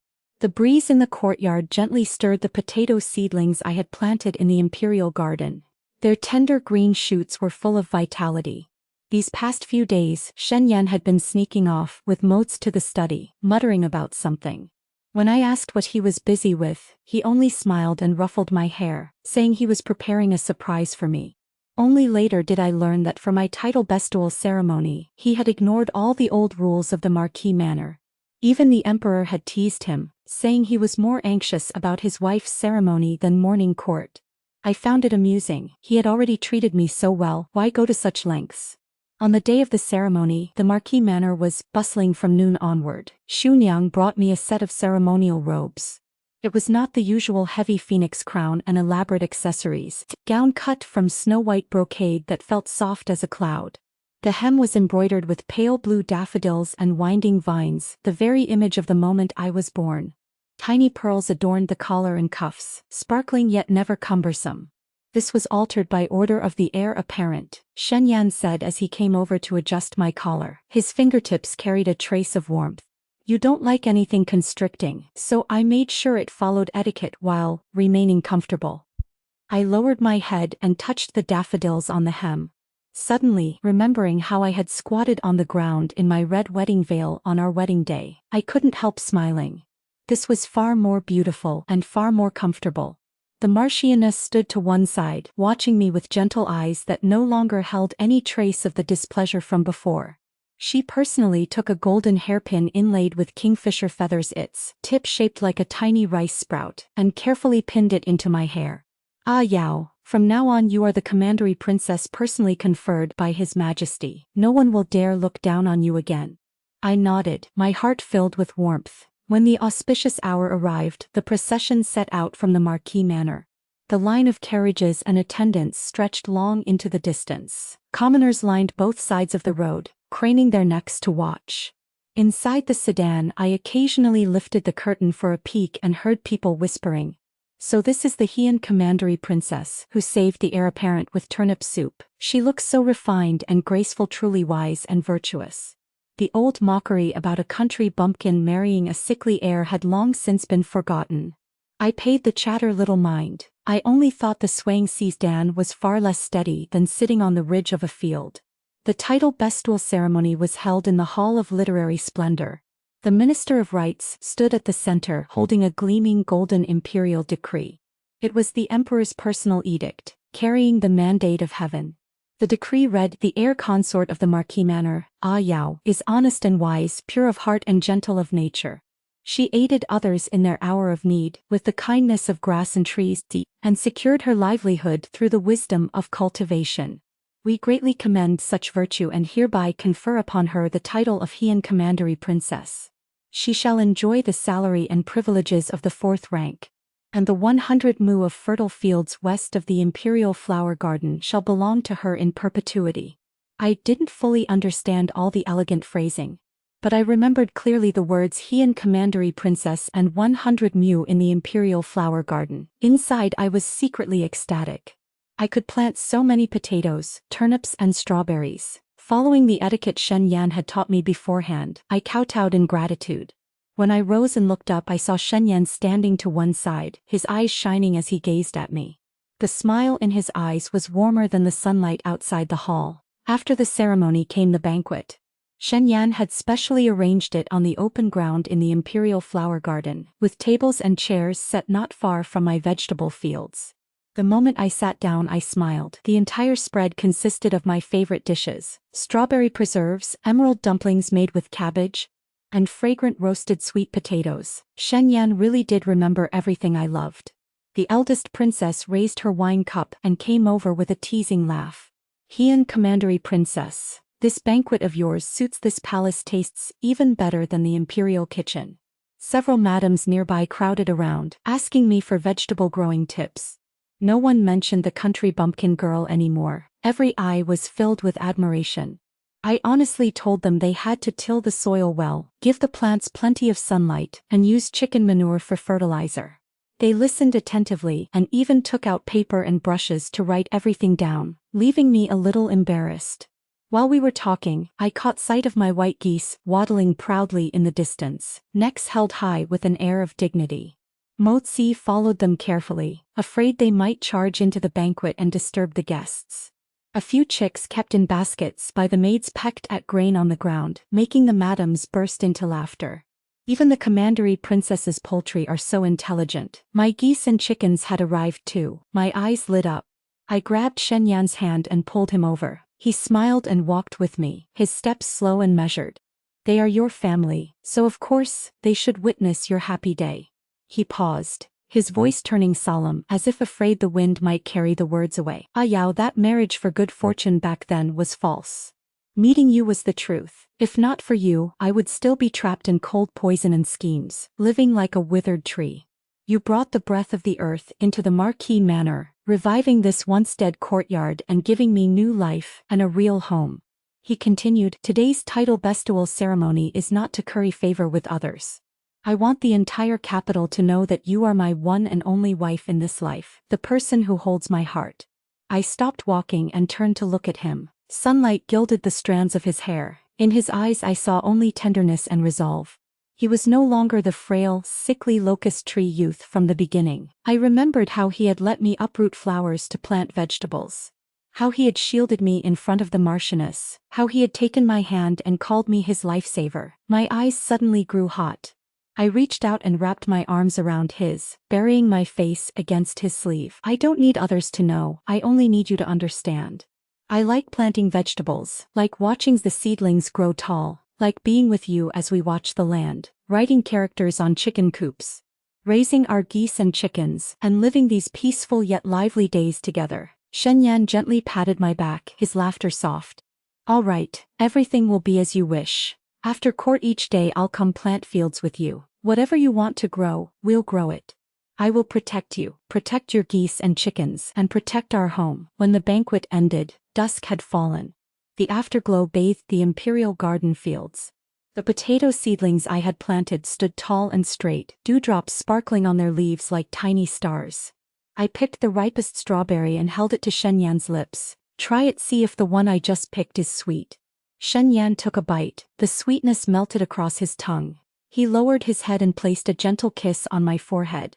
Sweeter than anything else in the world. In the distance my white geese honked, as if cheering us on. The earthworms beneath the vegetable beds quietly turned the soil, brimming with vigorous life.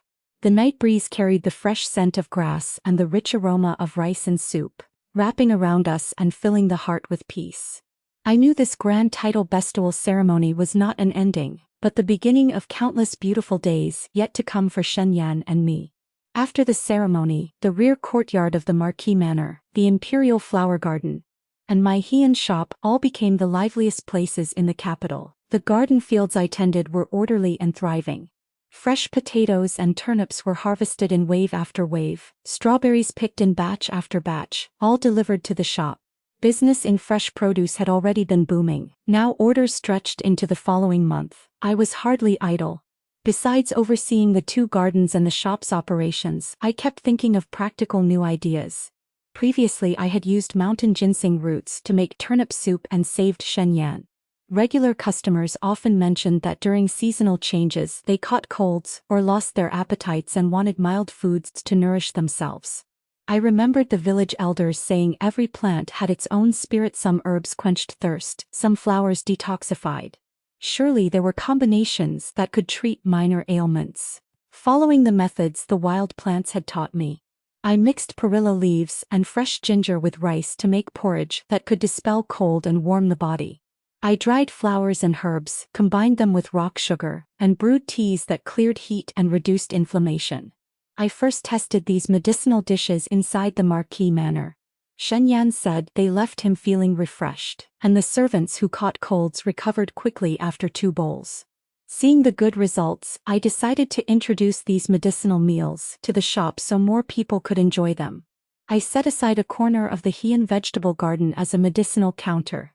The staff prepared the recipes quickly, and we launched the Heian medicinal porridge and herbal tea line at affordable prices.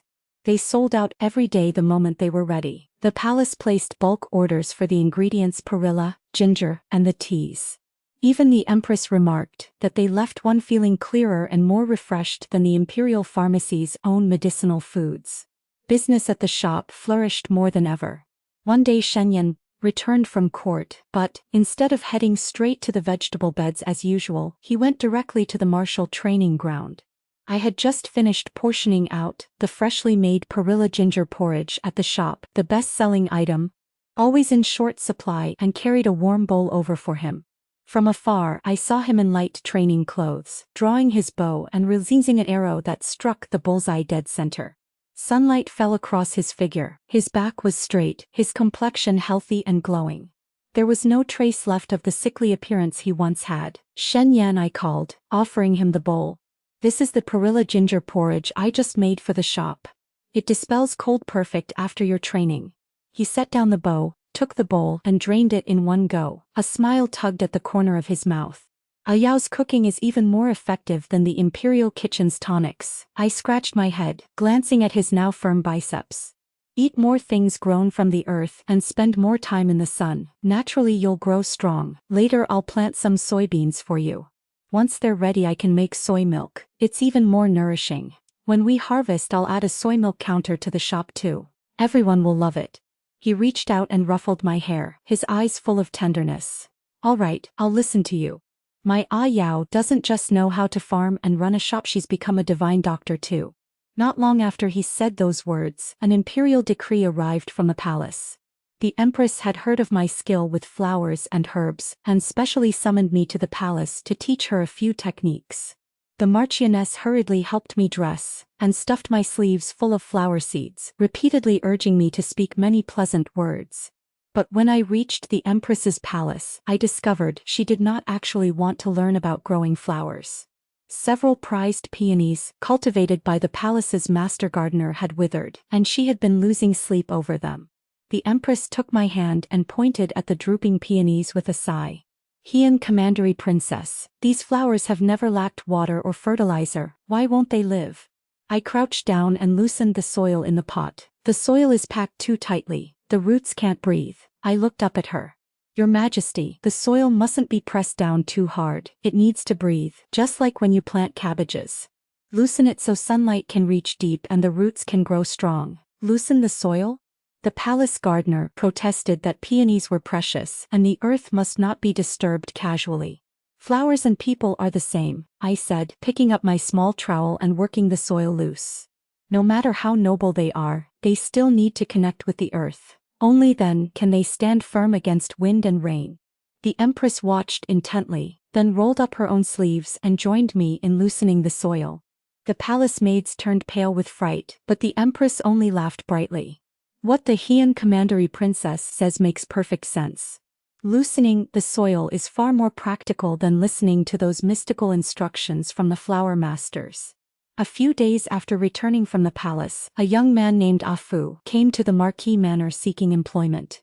He said he wanted to work as a lowly servant sweeping the grounds. Mozi secretly told me that this Afu had been sent by Shen Yan's political rival, Minister Wang, hoping to catch me doing something foolish so he could attack Shen Yan at court. I looked Afu over. He seemed strong and capable of hard work, so I led him straight to the chicken coop. Since you're here to work, you should do it properly. The chicken manure in my coop needs cleaning. Come with me and help shovel it. Once we gather enough, it can fertilize the soil nicely. Afu froze.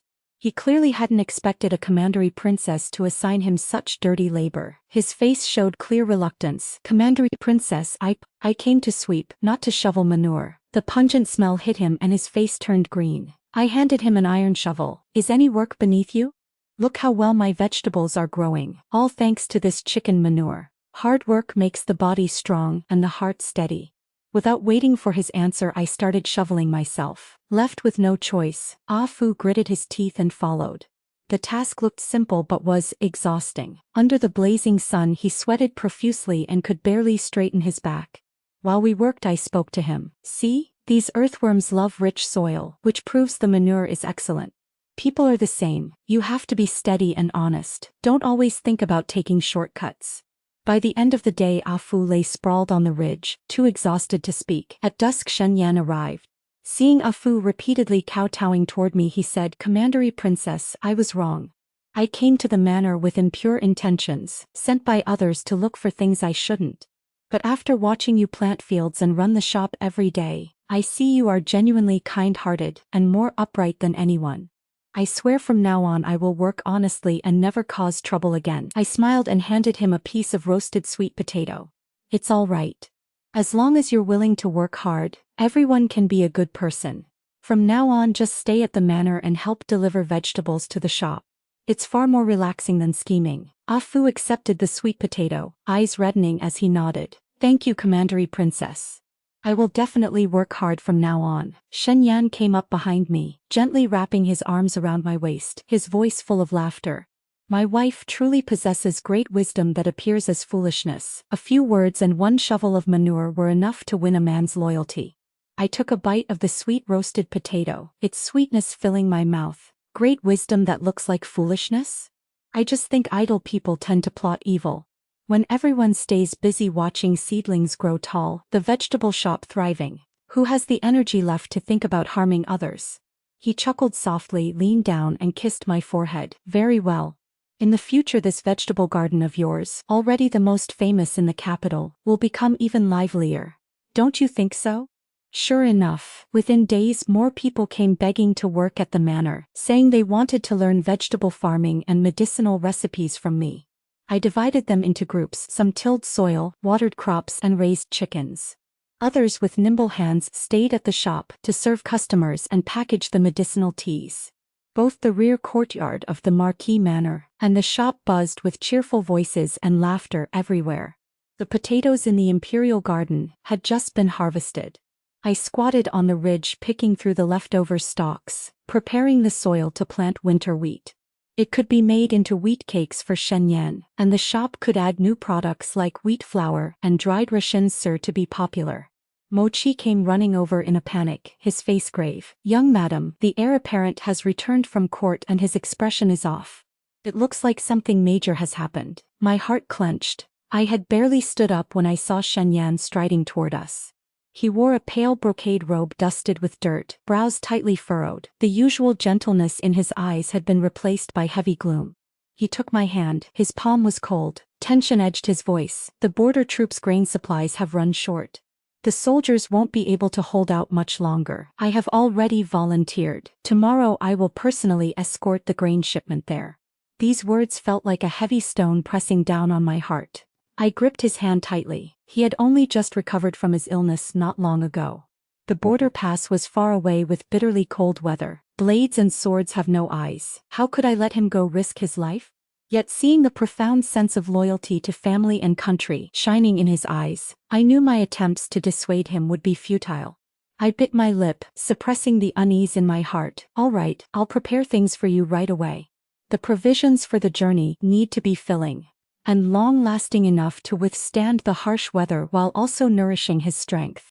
In the shop, we have dried radishes and smoked beef ready to go. They'll come in handy. I wouldn't cry or make a fuss.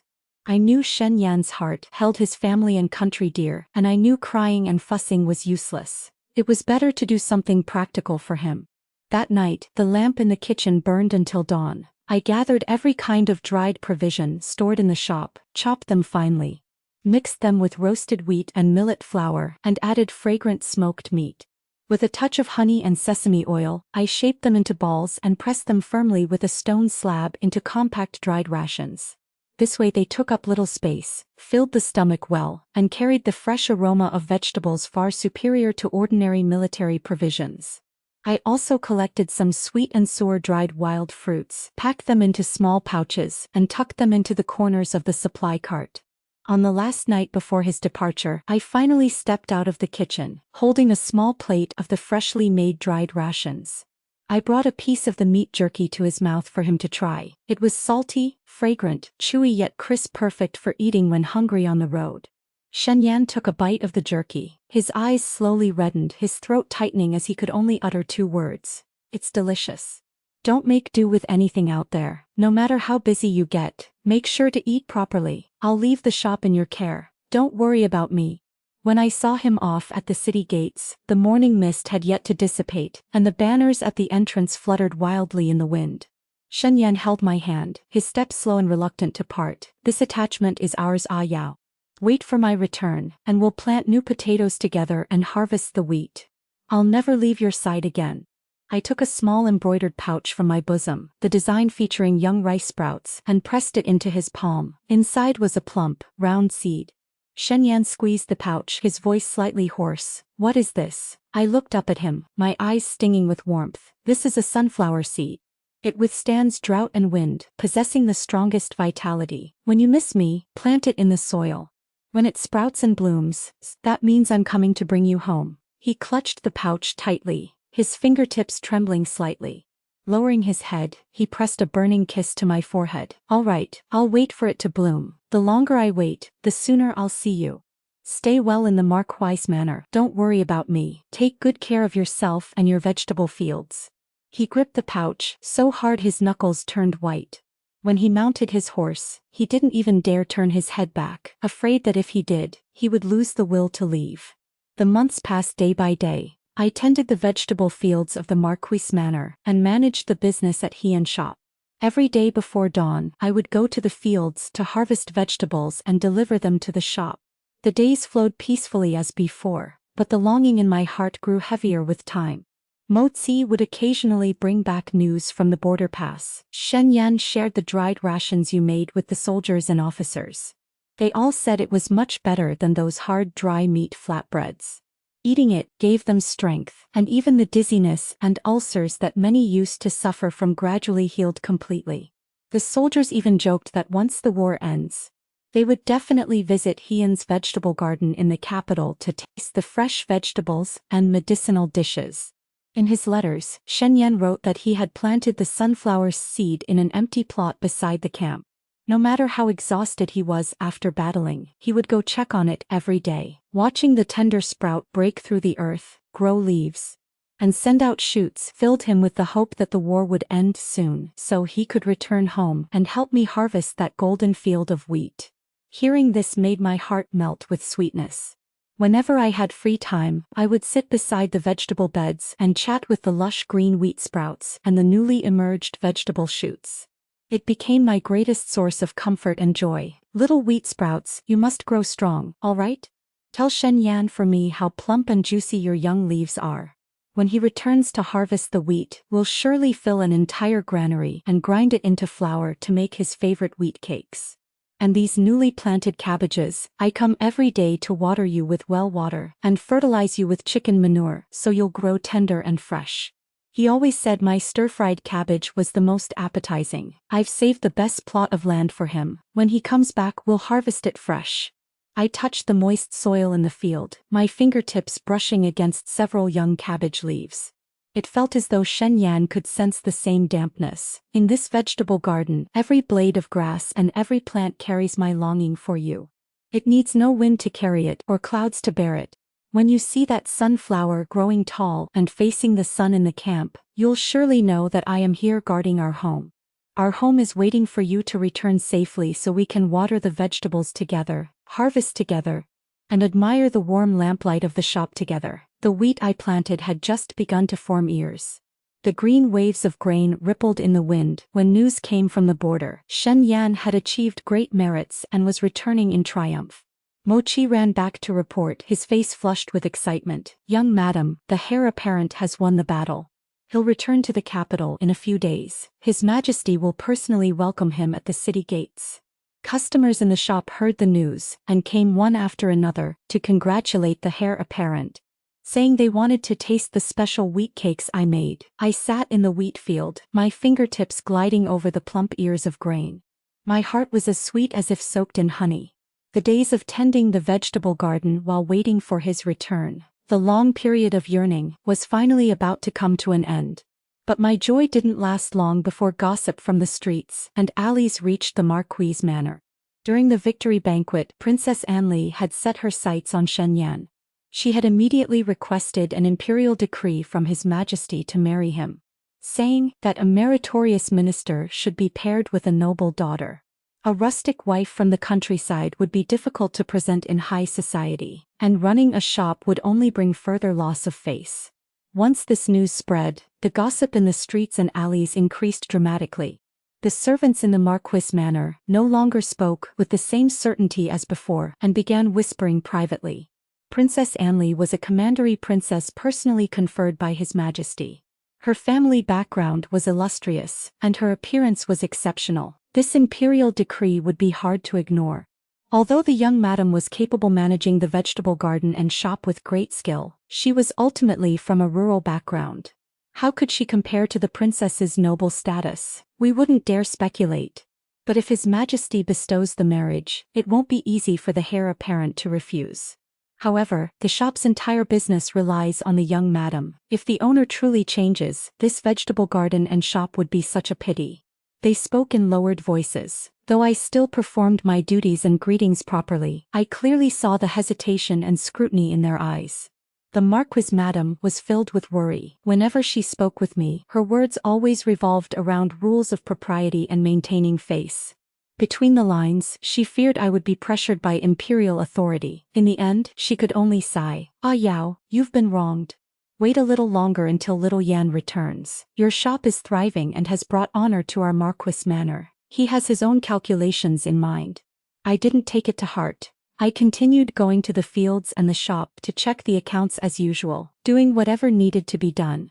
In the letter Shen Yan sent from the border, he wrote, "The peaceful days with Ah Yao are what I have poured everything into protecting." Since he had said he would protect me, I believed in him. The anxieties and gossip from outsiders meant nothing. That afternoon I was carrying a bucket of pig feed to the fat pigs in the sty when I suddenly heard a commotion outside the courtyard gate. Turning my head, I saw a group of lavishly dressed palace servants surrounding a young woman as they approached. She wore a dress embroidered with golden threads and a headdress adorned with pearls and jade. Her eyes were full of arrogance. The moment she entered the courtyard, she covered her nose, frowning in disgust. Why does this Marquis manor smell of mud and even rotting pig manure? How filthy. I didn't need to ask to know this was Princess Anli. She walked up to me with a haughty air, looking me up and down. The contempt in her eyes was impossible to conceal. So you're that country bumpkin, ah Yao, no wonder your whole body reeks of dirt and soil.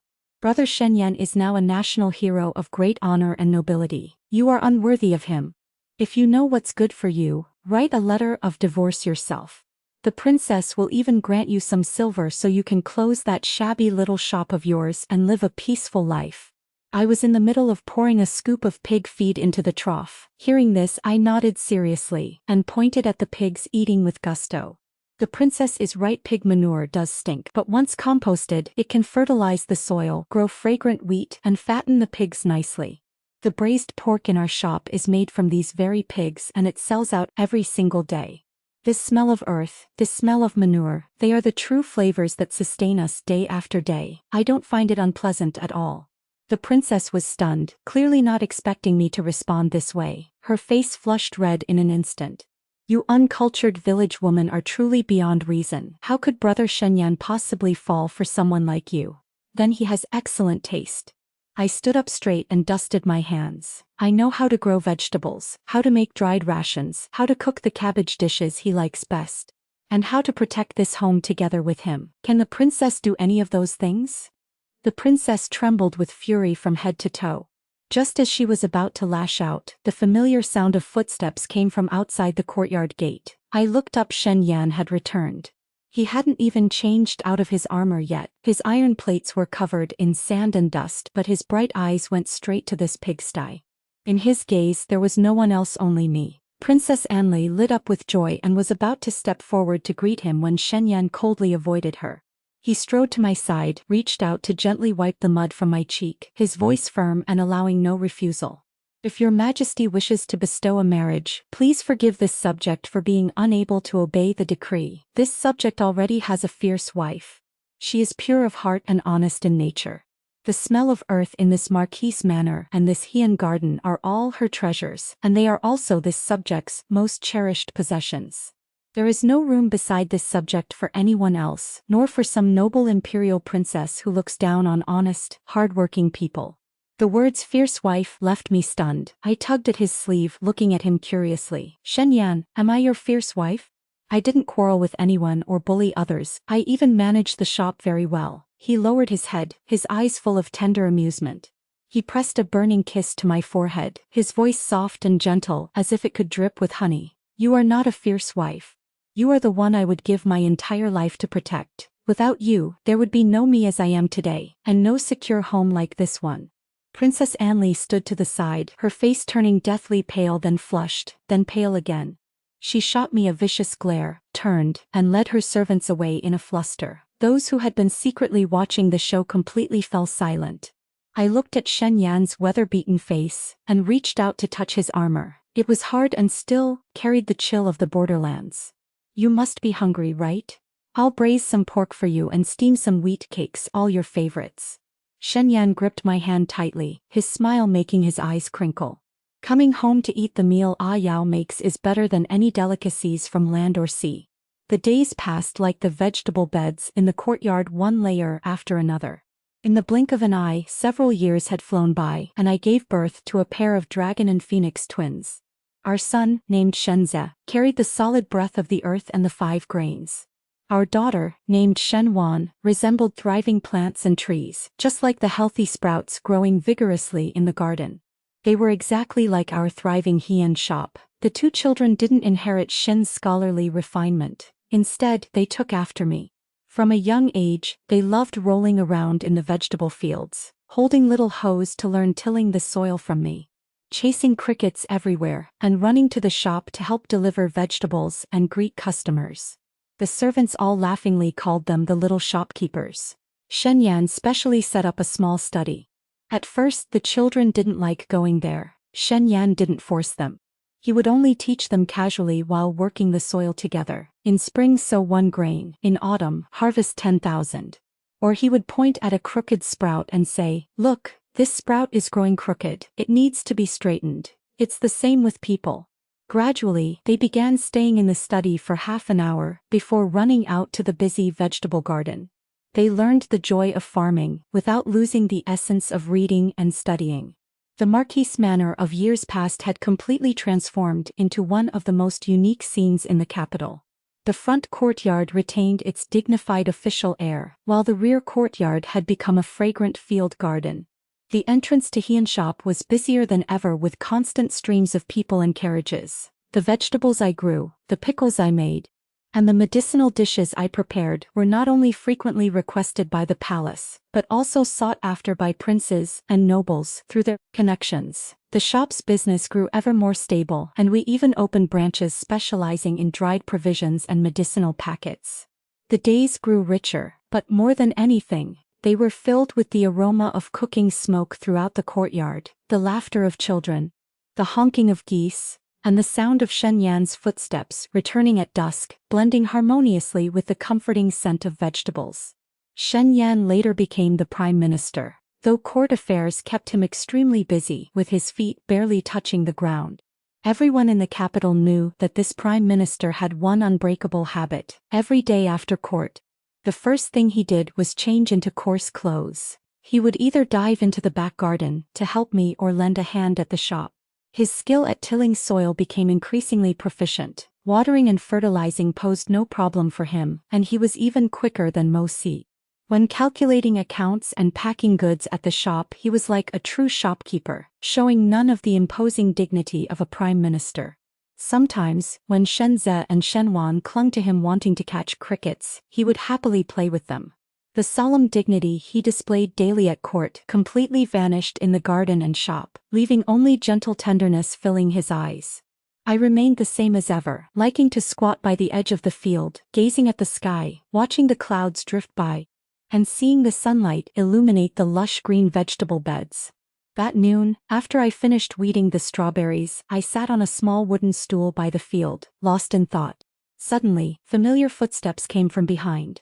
A pair of warm hands gently embraced me from the back, his chin resting on the crook of my shoulder, carrying a faint scent of ink. "Ah Yao, what are you looking at again?" His voice was soft, tinged with the fatigue of just leaving court but overflowing with doting affection.